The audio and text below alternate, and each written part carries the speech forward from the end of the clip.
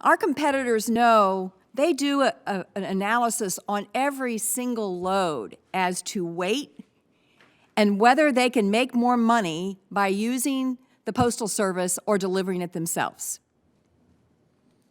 Meanwhile, we don't even know what our costs are based on weight. We don't even collect information on the size of the packages that we're delivering under those agreements.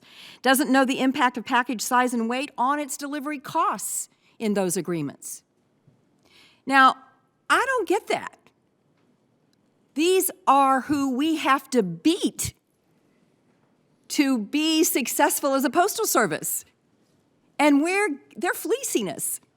They're doing and analyzing every instance whether they're going to push these off on us because they can make more money, or they're going to keep them themselves because they can make more money. Meanwhile, we have in these contracts an agreement that there must be a minimum volume. And we're not collecting those payments when they don't meet their minimum volume. There should never be an instance that our competitors are making money off us for the last mile, ever.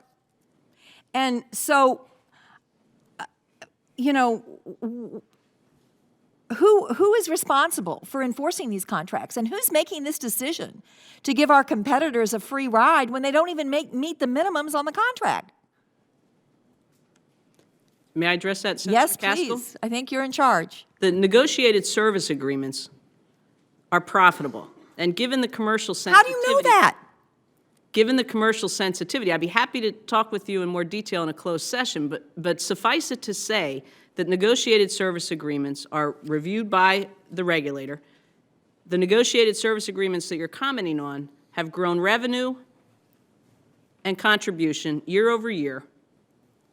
It's a high contribution product, Parcel Select, because it's entered at the destination facility at the local post office, and it eliminates all that upstream cost of transportation and distribution. But if you're not analyzing these packages on the same basis as your competitor, how do you know they're profitable? Senator McCaskill, in response to your inquiry and the GAO study, we did go back and look at cube and weight. And I have that information. I'd be happy to share that with you. That's terrific. So why aren't we enforcing the provisions of the contract on minimum volume? I'm not sure which contract you're referring to, but I'd welcome the opportunity to discuss that with you. Well, it's in the GAO report, Right. which I'm sure you know by now, right? I am familiar with it. I just think this needs a lot more attention, Postmaster. I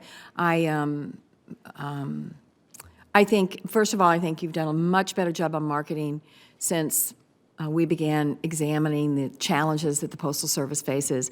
I think you are doing some positive things. You know, you're in a death struggle with your competitors. And I just don't want them to have any advantage over us because we have no choice about that last mile. They do. And I want to make sure that choice is profitable. You know, you're in a death struggle with your competitors. And I just don't want them to have any advantage over us because we have no choice about that last mile. They do. And I want to make sure that choice is profitable for us.